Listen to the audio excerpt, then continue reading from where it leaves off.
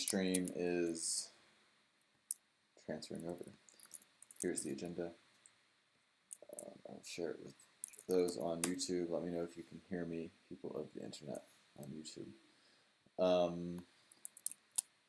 Okay. What do we have today? Number one, I put Madasha. All of you are very intimately aware of the incident since Friday. I don't think we need to belabor exactly what happened. Prism has a really good write-up on what sparked the incident, and then that triggered many, many more incidents. The really good part of this is that sometimes it might even be hard to simulate the stresses that we created, the forking and craziness. So I think all clients are in better shape than they were last week. So that's good. I know it was also a little painful for us and for the stakers involved. A lot of requests to update nodes have happened, and at this point I'm sure the client operators are a little burned out on getting the all call to bump their nodes. So hopefully we can see a little bit more stability moving forward. On our to-do list has been to do some client stress tests on cloud instances distributed across the world. This is something that I hope to see in the next couple of weeks. Some people at the EF are planning to help us, but Madasha beat us to it. That said, hopefully we can still find some stuff in these external stress tests. I'm inclined to keep Madasha moving forward, but we could also certainly debate that. I think it's a good thing to have a stressful testnet, but there's maybe a balance to strike here. Okay, there's a lot to talk about if we want to talk about Madasha. Do people have particular points that they want to raise?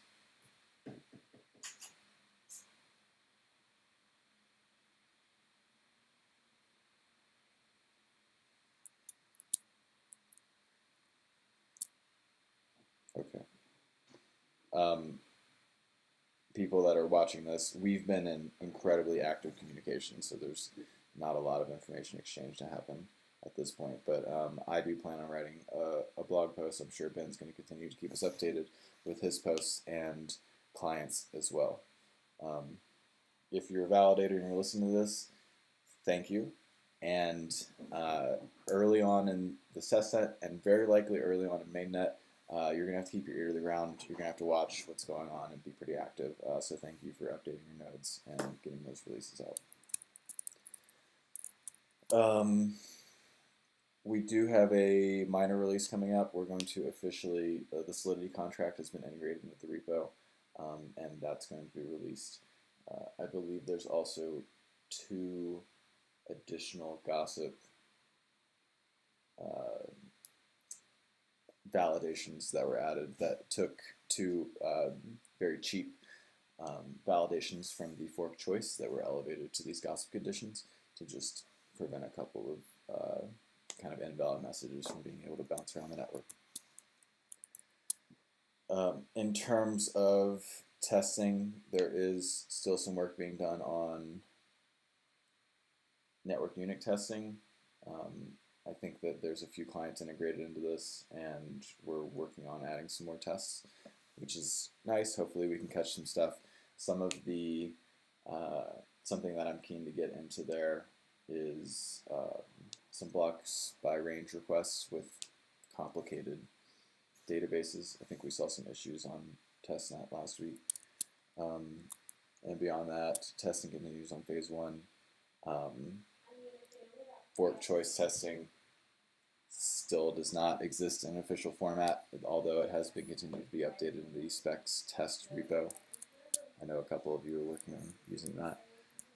Other testing and release updates.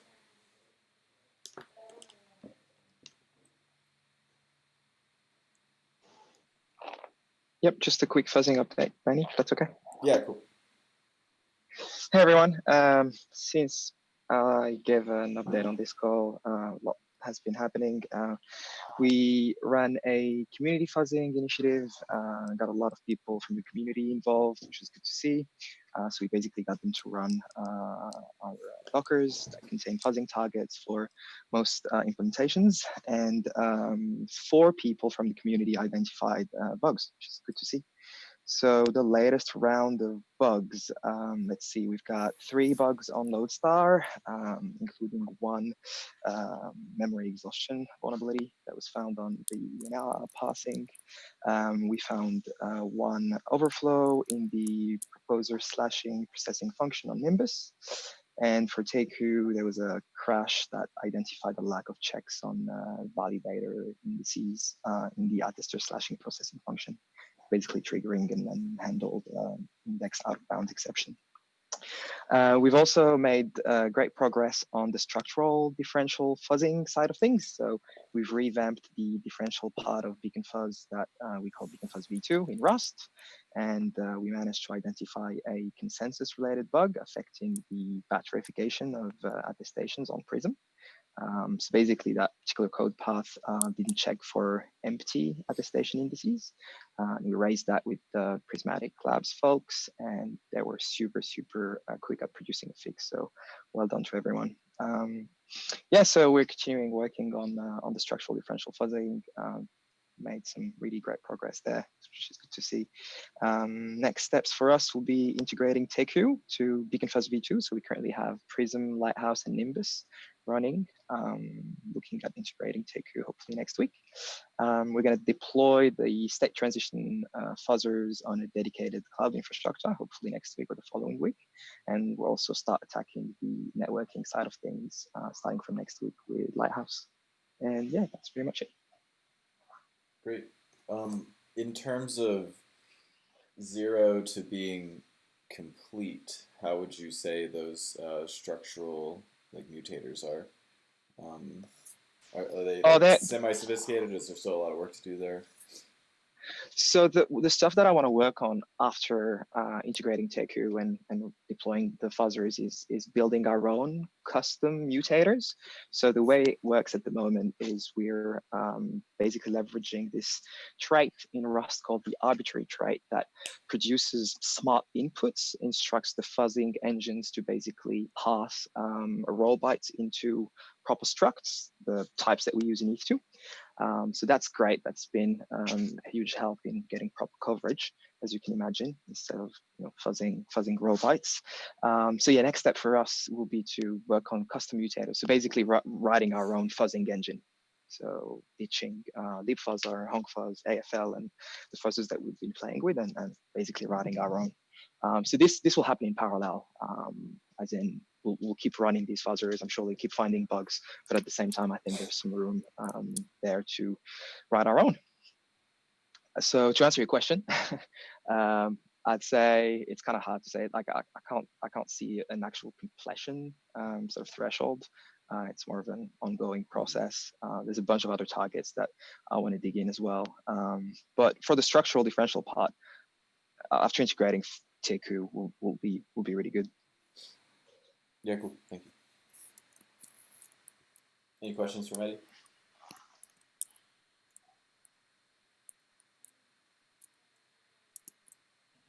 You have a blog post. Maybe you can link it in the chat. Yes, thank you, Mami. Do that right now. And I know there's a lot of you in the process of getting security reviews. Some of your auditors may want to run their own fuzzing tests. I guess feel free to, post them, link them to us, and more than happy to point them to the work that we've done so that there's no duplication of effort.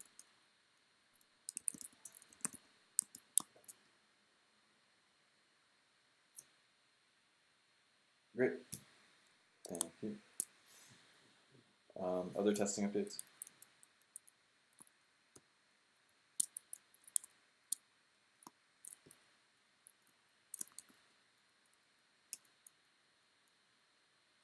Great. Okay, let's move on to client updates. Start with Lighthouse. Hey everyone. So I won't go over all the Medea stuff and the chaos that kind of ensued, but mainly the main improvements we've done to the client since then. Well, that a lot of the chaos has kind of helped us fix and identify. So I guess some of the main fixes we've improved is syncing from having such a long finalized slot in the past. So we've increased like the stability, some of the algorithms and how we do it, and a bit of the efficiency, so it's a little bit more robust. Um, we shifted one of the reason one of the main kind of issues we had in our client is that if we had lots of blocks or attestations causing a lot of processing, we had some processing happening on our core executor, which kind of slowed and stopped um, the entire process and Lighthouse itself. Sometimes deadlocked. So we've shifted a lot of these into like a queuing system and moved it off the core executor, so that makes it significantly more stable and run a lot smoother, especially in terms of the networking, where we can handle all the messages in a timely fashion and send them all out. We've improved handling forks whilst actually running on at the head, especially in Madasha. So in Madasha there's a lot of different clients running at different heads, and previously we used to try and uh, download them from the head all the way back to the previous chains up to a specific rate and continue doing this, which caused some issues. So we've found a way to cache the failed ones and prevent that from happening in the future. We've also, in our adventures, added support to be able to import Prism key stores so people can transfer a little bit easier between clients, specifically Prism for that one. We had some various interop improvements that we saw some issues during this, where we had some interop issues between us and some other clients, and we've been addressing those. One of the other things we've kind of been focused on is looking at the attestation inclusion rate. So I think across all clients, it's not 100%, and ideally we want to get there. It's a little bit difficult to figure out what the actual cause is, but we're looking into that, and I'll probably be having a few conversations with everyone about that as we go forwards. And finally, we finished implementing Gossip Sub 1.1, and we're now looking at doing kind of simulations to check our implementation and also come up with a set of scoring parameters tailored to the Ethereum 2 network. So ideally, after we come up and design a few of those and simulate them, we can publish them so that everyone else can use these. The network should become a little bit stable if we all use the same scoring parameters. They're more effective that way. Yeah, that's about it from us.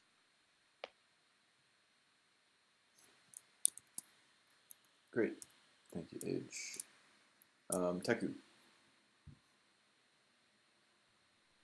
Hey everyone. So for update today, I'm going to be covering the main issues we ran into on Madasha over the past week. I can post a link to this mega issue we've been using to track everything if people are interested in more detail, so I'll post that in a bit.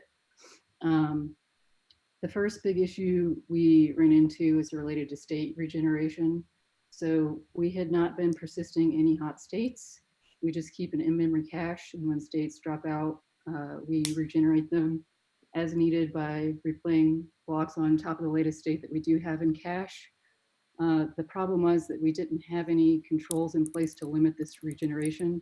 So we were getting a ton of requests for states, which was causing excessive CPU and memory usage. In some cases, we were regenerating the same state in parallel across multiple threads, which doesn't make any sense. So to fix this, we added a state regeneration queue that limits the number of states being regenerated at any one time and deduplicates requests for states. Relatedly, we found a few spots where we should have been checking our cache before regenerating states, and we just weren't. So those were easy to fix, a little bit embarrassing that they were there. Our startup processing was taking way too long to run. At startup, we were walking through the block tree, reprocessing states and blocks to fill up our caches. But it was just taking way too long on Madasha. It turns out that skipping this regeneration at startup works out okay, but we would still sometimes need to regenerate a state and replay a bunch of blocks, which took time. So we added some logic to persist hot states periodically. This allows us to pull recent states from disk to avoid reprocessing long chains. So we're no longer doing this expensive processing at startup, and block replay should be capped to a reasonable number of blocks. We found a race condition in our fork choice processing that could corrupt the fork choice data. The race condition occurred when we calculated the chain head at the same time as processing an attestation if the ordering events were just right. So that's now fixed. We updated our sync processing. A big fix there was related to how we decide what blocks to download. So our sync algorithm has been pretty simple. We basically pick a peer, download blocks from the latest finalized block up to chain head. The problem is that if like the peer drops away or returns an error, the next peer that we sync to, we start from finalized again. So we end up wasting a lot of time not actually downloading new blocks. So we added a step in the sync process where we try and find a common ancestor from which to start our request. And so that makes sync a lot more efficient. And then finally yesterday when the testnet did finalize, we ran into a deadlock in our block import logic, which would only happen if the new block that was finalized had dropped out of our cache. So that was a good one to find and is fixed now. And yeah, I think that's all the major updates I have. Great, thank you. And we don't usually ask each other questions after clients, but if anyone has questions for Paige or Meredith, I think everyone's learning a lot over the past week and solving all the same problems. So, any questions? Not a question, but we did have the same problem, like for example, the state regeneration in Nimbus, and we had to fix it 2 weeks ago. So, and I suppose some of the updates we have would be useful also for others, and maybe we can have a small HackMD where we share tips and tricks that we found for improving everyone's stability and speed. Yeah, absolutely. I think increasing the knowledge share, especially after this week, would be excellent. If you want to get something started, you can share.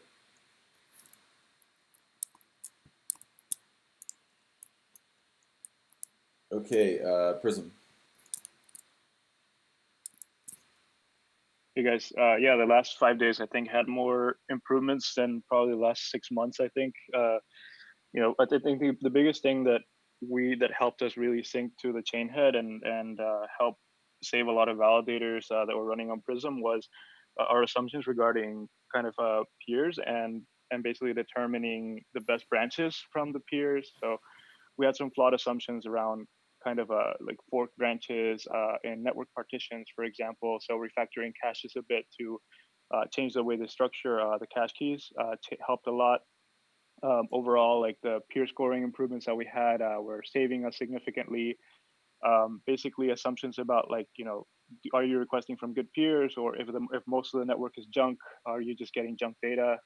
So that really helped us get over a lot of the hurdles that we had.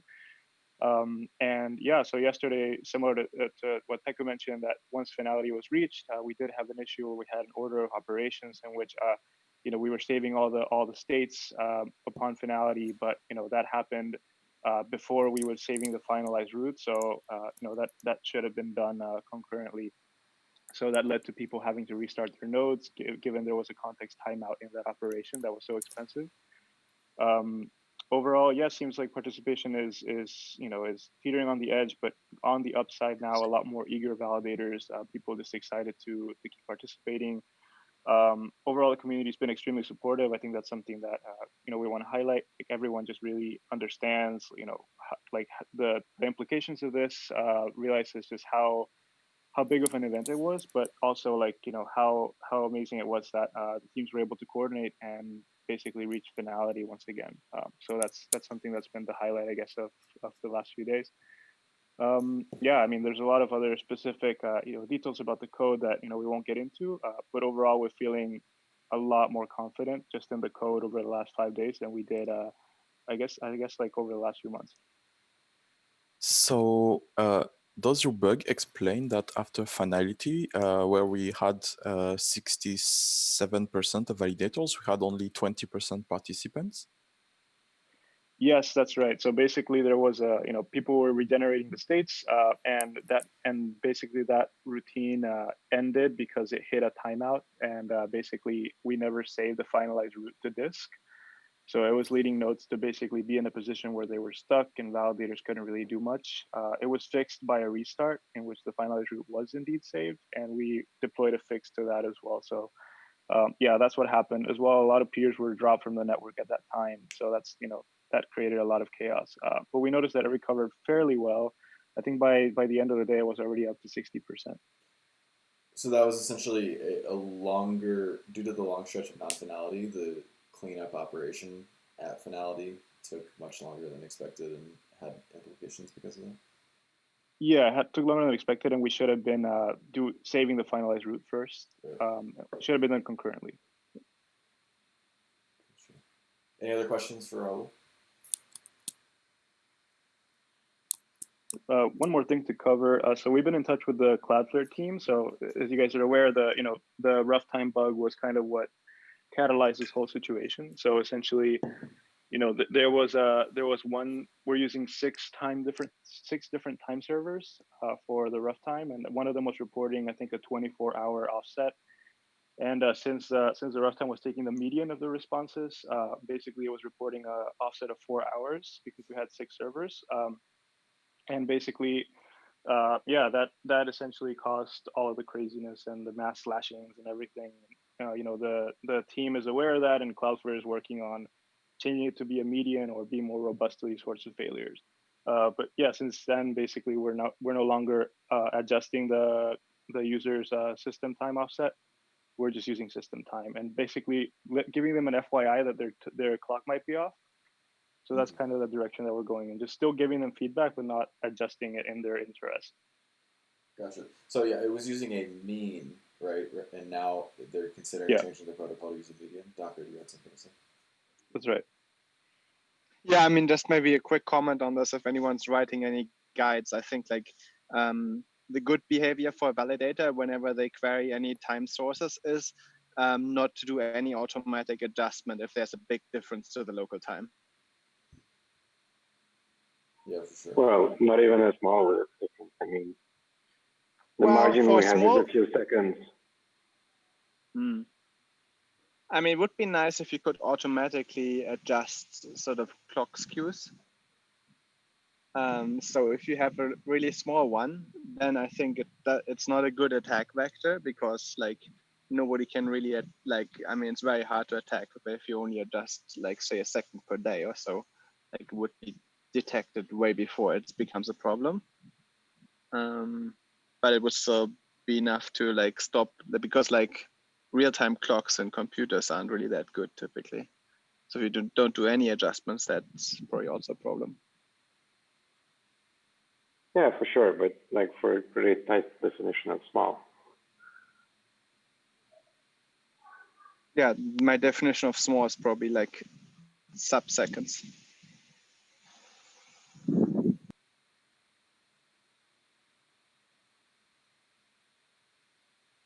Cool. So yeah, rough time is actually stands to be an interesting protocol, and maybe as a backup or maybe as something that could be used as secondary information, especially because it is, it's a different protocol from NTP, so it is a natural fallback, and it is also encrypted, so it might not have some of the issues from NTP.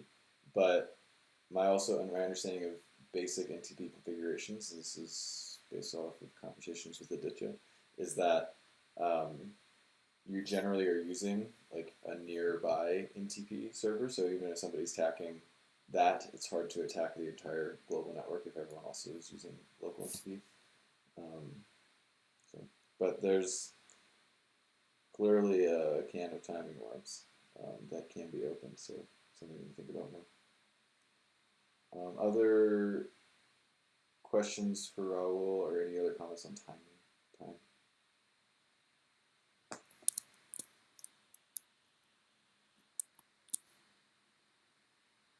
Okay, thank you, Raul. And Nimbus. Hi. So, like everyone, update on Madasha. We have 3 issues currently. Number 1 is losing peers. Number 2 is seeking performance. And number 3 is very high memory usage. So regarding losing peers, the issue we have is that when we start Nimbus, we subscribe to gossip. But when we sync, we cannot verify and so propagate the latest attestations and blocks. And so we are ejected by other clients. And we lose connectivity. And this also impacts syncing because when we subscribe, we add all those blocks that are thousands of epochs in the future to our quarantine system. And this create extra processing during the sync. So we have a PR in progress. The first part has been merged and the second one, so that we don't subscribe to gossip too early. And we hope that it will significantly improve both the stability and the syncing speed of Nimbus. And then for the high memory usage, we had a report of people reaching 12 gigabytes of memory used in Nimbus. This was due to 2 aggressive optimizations that we did for Epoch Cache that caches validators' public keys, and we had many of them running at the same time. So those have been consolidated so that we don't have duplicates. And the second thing is regarding fork choice and votes caching. So we use a proto array like everyone, and we used to use pruning every 256 epochs. But in period of non-finality, this grows and grows, and maybe in the at epoch 250, we have hundreds of epoch without finality, and the cache is not pruned. So we are changing this using another optimization that Proto Lambda proposed 2 months ago. By keeping an offset in the data structures so that you can prune at every finalized epoch without having to wait for too long for the pruning to be worth it.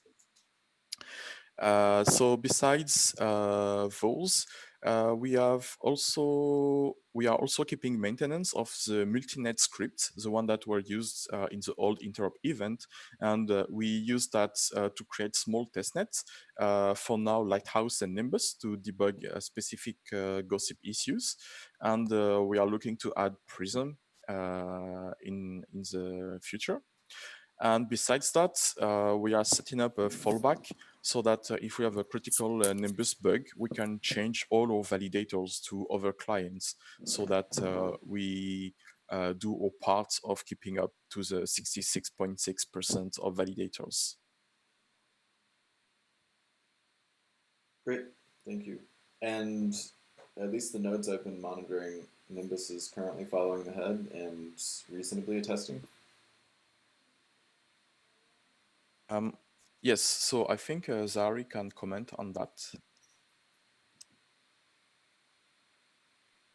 I just looked at the stats, and my node has made the last 10 attestations in a row. So nice. It looks quite a bit better now. Congratulations. Very good. Questions for the Nimbus team before we move on? Yeah, just a point. We don't kick you if you are subscribing to any gossip sub topics while you're syncing. We do the same thing, so that might not be the cause of losing peers. Well, Okay. in our investigation, we actually found that usually it is us who disconnect from the other peers for relatively silly reasons, like we consider the timeouts certain operations take, but it is usually us who violate the timeout by spending significant time processing something. So we induce the timeouts and then we penalize the peer for misbehaving. Yeah, okay, cool, thanks. Other questions for Nimbus?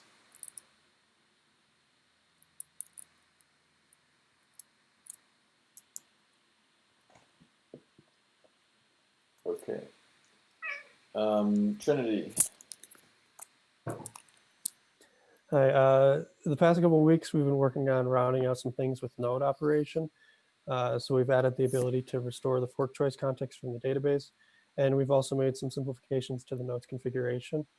At the moment, we're working on fixing some things in the network layer. So, for example, getting noise to work with other libp2p implementations.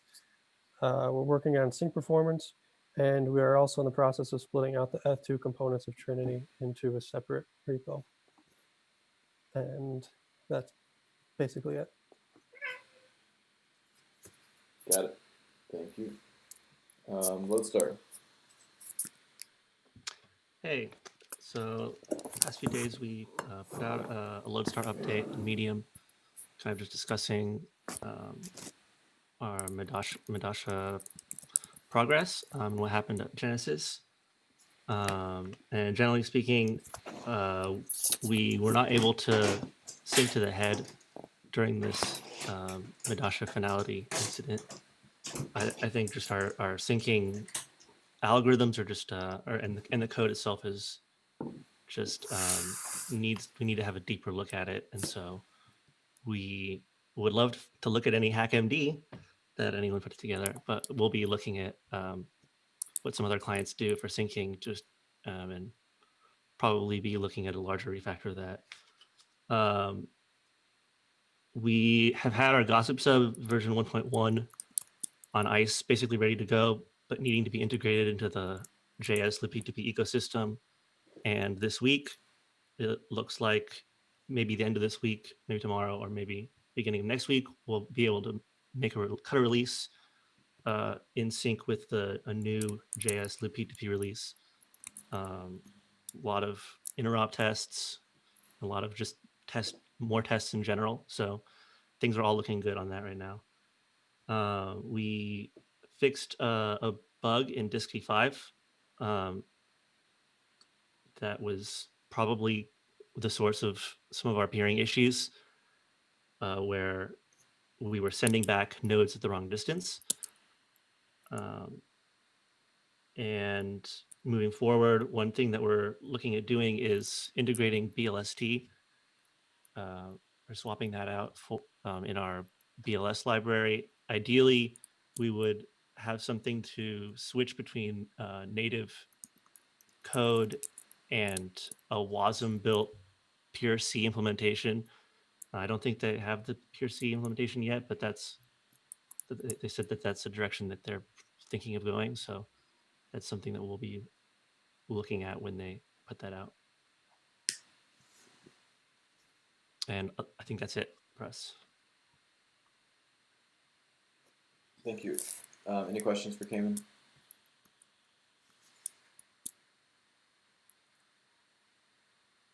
Okay. And another mind, do you have an update?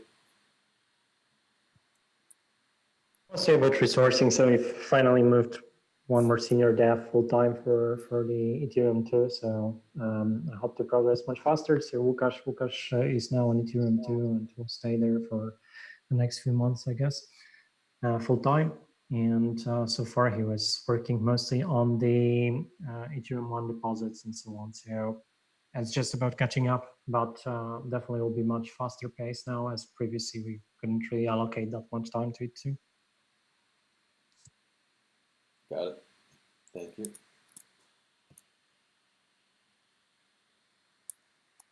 Okay. Before we move on to research updates, I wanted to say Xiaowei has been working on a document on kind of the must-haves and the nice-to-haves between now and shipping mainnet.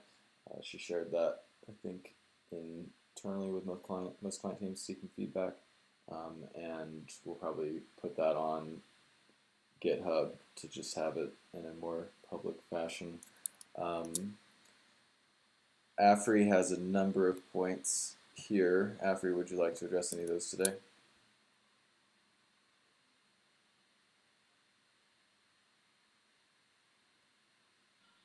Hi, Danny. I can quickly read them out, but most of them are, as I said, organizational things. I don't know if this is, so it's more about how are we moving forward with Eth2 from here, and with the learnings from Madasha and all the other testnets. So one thing I noticed, and I have with Madasha being our main testnet right now, is that clients should consider working towards some kind of stable track or better release track for the public testnets or upcoming mainnets, and have different branches for other feature integration or optimizations. I don't have any recipe here for what's the best practice, and there are probably many different ways to approach this. But what I believe is really important now that we are moving towards a potential mainnet launch, that all client teams need to come up with strategies how to stabilize their code base and how to prevent breaking things that used to be working before. Otherwise, we would be stuck in an endless loop of optimizing and breaking things. What else did I say? Just open it. Sorry. That was okay. Mainnet candidate. Oh yeah, I was. Yes. So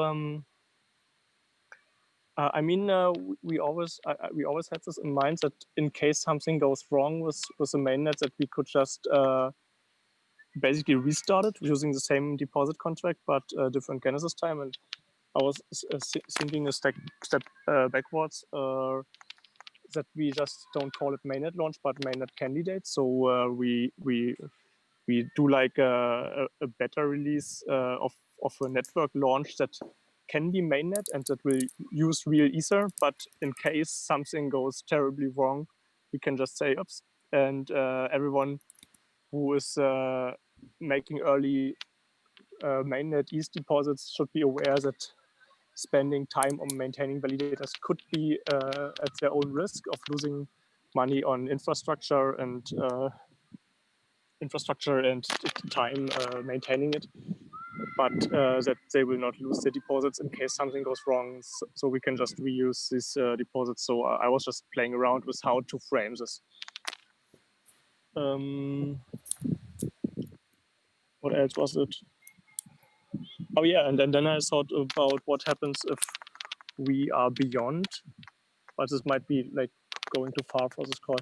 What happens if we are like half a year into mainnet and then something happens where a lot of validators get slashed due to a bug in the spec or in the client? I have no answer for that, but I just was thinking about that we need maybe some strategies to deal with this. And last but not least, I was actually surprised when we launched Madasha that we didn't have the Prism launchpad, and I would encourage all client teams or anyone who is developing a launchpad, just deploy it. And I know it's an additional operational burden, but for the sake of decentralization and in case one fails or there's one is better than the others, or other or users that wants to make deposits have certain client or tooling preferences, why not have multiple launchpads instead of one official? Or yeah. That's I think that's what I wanted to comment today. Thank you, Avery. And some of that's probably a longer conversation outside of this call, but are there any immediate comments or discussion points for Avery?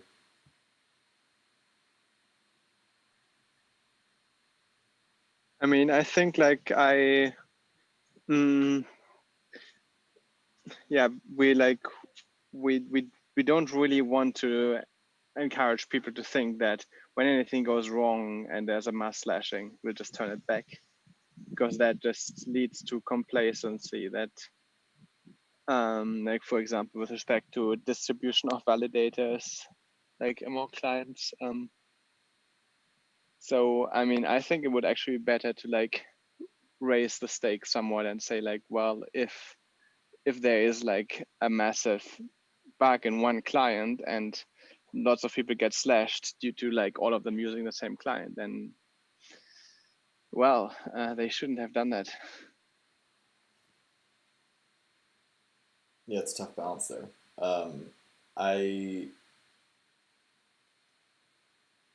Yeah, I mean, we do always have the network restart in early phases in our back pocket, especially because there's no early phase because there's no transfers.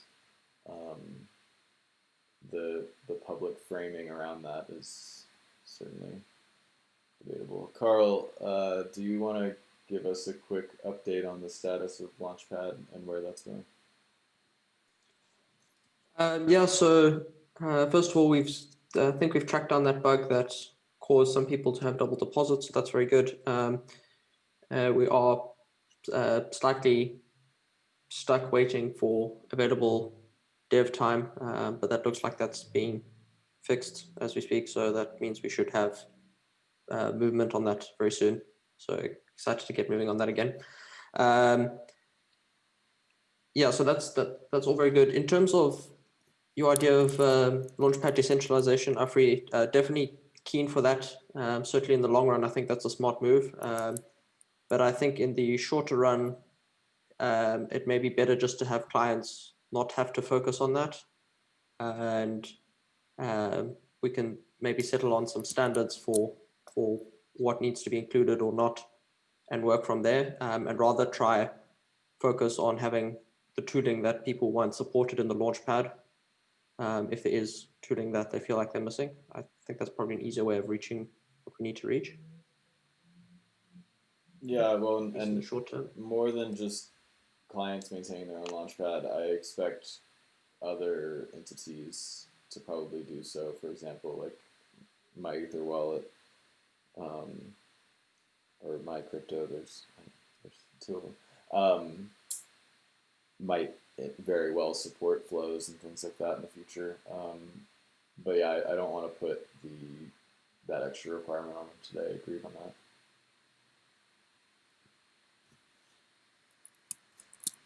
Yeah, I think I'm thinking the same thoughts in that regard. I suppose the one problem there is watch out for scammer launchpads. Absolutely, watch out for scammer deposit contracts as well.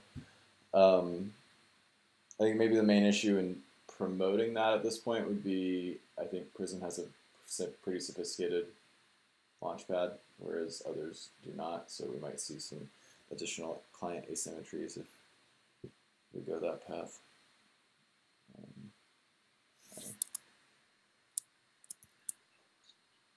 Let's move on. Danny, yeah, go on. Mm-hmm. Oh, just want to make a quick point that there was starting a discussion regarding migrating keys between clients and how that's very important, but also how it's important to migrate the slashing prevention information between clients. So I don't know if that's something you want to cover. Just wanted to. Yeah, let's at least throw it out there. Being able to migrate clients in the event of emergency is very critical, and being able to do so safely is certainly critical as well. Interestingly enough, in most scenarios, if you turn a client A off and you wait a few epochs and you turn client B on, you wouldn't be doing anything slashable. But funny enough, the incident that happened on Friday that had that time skew, that property did not hold because client A went into the future, client B essentially was in the past, so client B can double the same. Michael Sproul put a document out for kind of a minimal interchange format between validator clients, and has done some dev work to put the basis of that in Lighthouse. If you haven't seen that document and you're working on validator client stuff for your client, take a look. I'm also encouraging that type of standard to be elevated into like the EIP ERC zone, to make it a little bit more official, like some of the wallet and key store standards that we've had. I think that's a good place for this kind of stuff. I'll share the document after I stop talking. But being able to standardize that, and also putting some effort into documenting how to go from client A to client B is definitely a priority. I'm going to see if we at the EF can spend a little bit of time once some of the interchange format stuff's been worked on, practicing going from client A to client B and documenting our experience, and maybe putting out some standard docs for people to use. If we can agree on some stuff, these docs won't become outdated, but hopefully we can agree. Other thoughts on VC interchange and things?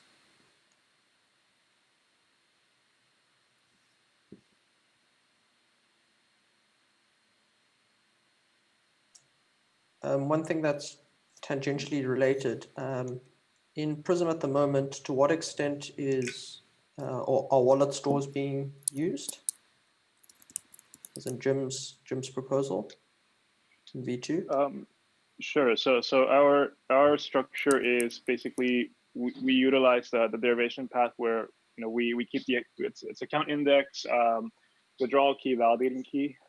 We don't allow for, I guess, multiple wallets encoded in the derivation path.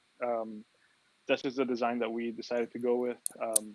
Is that kind of what you're wondering? Yeah, I'm just trying to. So under the hood, you guys are still using or are using wallet stores. Is that correct then? With the what's the field called? Next account. Yes. So yeah, we keep track of the next account. That's right. Yeah, we use that. We keep that in a JSON file, and we use that to basically configure keep track of the next account that should be created. Okay. The reason I ask is over time these standards are sort of drifted together, and now they are very close, but just use a little bit different decryption methods. Because now, due to Unicode support in key stores. But aside from that and next account, I believe those are the only two differences between the standards. So I think it's almost at the point where we should just try collapse them into one. Sounds good. Yeah, I'll get in touch with you on Telegram. Sounds great.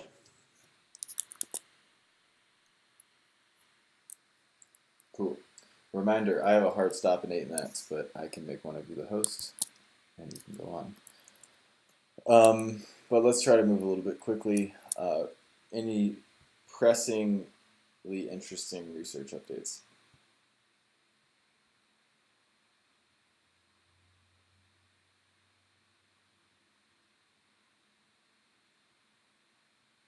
I know that's a tough qualifier, pressingly interesting.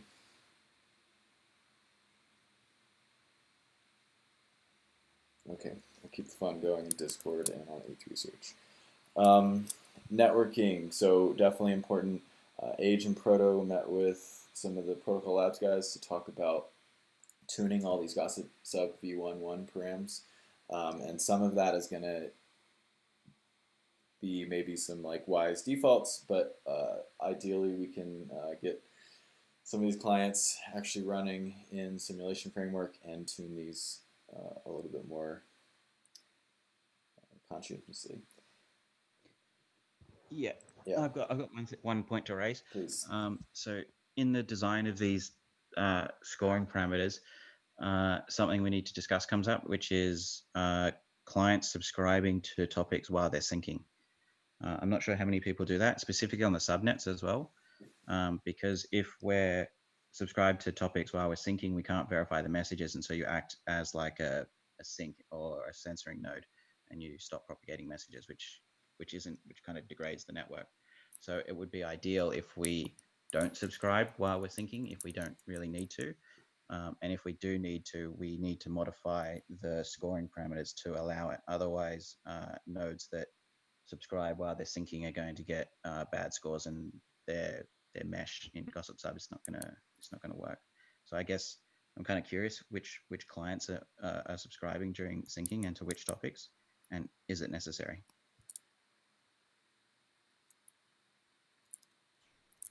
Yeah, for Prism, we do subscribe to topics during syncing, but we usually ignore them. So like from the other peer's perspective, it would look like we're censoring client. We could probably change it to subscribing after, but it kind of complicates the logic because like you have like situations when you need to resync and you again got to unsubscribe and subscribe. So it makes that part a bit complicated. Yeah, it's the same issue with us. You guys don't subscribe to subnets, right? Until you're after sync. Yeah, until we're fully synced, we won't subscribe to subnets. Yeah, I can take this offline. I just wanted to ask. I'm sorry. Okay, go ahead. The reason I bring it up is just that it affects the decision that we have in the designing of the scoring parameters. So I can take this offline and we can deal with that. Well, the other question here is like, how do you decide you're fully synced? Because that's not something that you can decide actually. You can know you have all branches from all of your different reported peers. Yeah, that's about as far as you can get, right? Yeah. You can know that something recent on your branch was finalized, but that doesn't help you in scenarios like over the weekend. Yeah, exactly. Okay. So that's another. Yeah, I mean, so these things definitely are at play, like the difference between syncing and not syncing. Initial sync versus like a chasing some branch that you found, it's definitely blurry. And then the other thing is when you're close to the end, like, and you might start producing blocks, say, on a slightly different branch, and those blocks might not propagate as well. You might be censored, and that's a little bit of a death spiral as well, if we're too aggressive here. Yeah. I mean, missing, like if you're close to head and you miss, like 3 or 4 slots, that's fine. Like it's not going to be that strict. Yeah, but then we have something like Madasha where 3 or 4 slots seem reasonable, but then perhaps in order to recover from an event like Madasha automatically, it might be really hard when policies are too strict.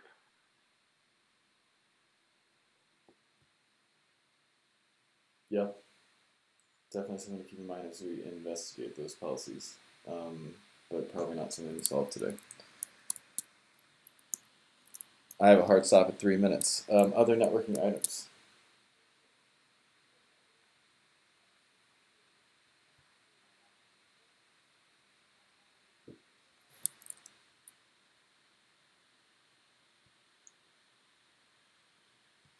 Cool.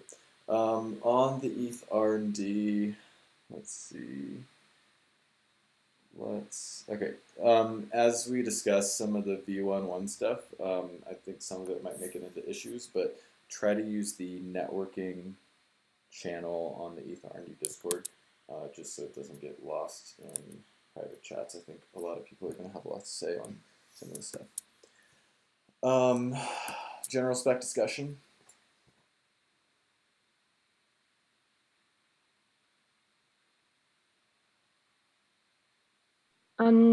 Hello. Not a discussion, but a quick update about the deposit contract. So thanks to all the Solidity deposit contract contributor, the second release of the Solidity deposit contract has been released and been ported back to the spec repo. And the only difference is the metadata of the contract. So the bytecode content is remain are the same. So the first release has already been used for Madasha testnet already. But if you want to initiate a local testnet or a mini testnet, please use the latest bytecode that I am posting on the chat. Yep, that's the update. And I think it will be the final version before phase 0 launch. So if you'd like to try it with for your local testnet, it would be nice to do just a sanity check for it. Yeah, thank you. Yeah, and again, the functional bytecode is exactly the same. The metadata has been changed a little bit, and the formal verification has been rerun on this slightly modified metadata of the same bytecode. Okay, I gotta run. Anything else? Y'all can carry this call on if so.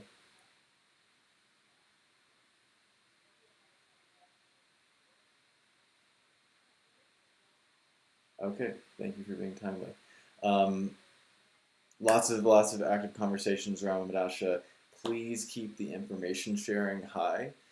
Everyone's solving a lot of the same problems. Everyone's hitting slightly different issues that we're all going to eventually hit.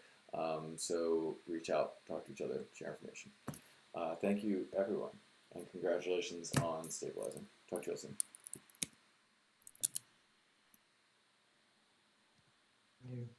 Thanks, everyone. Bye. Thank you.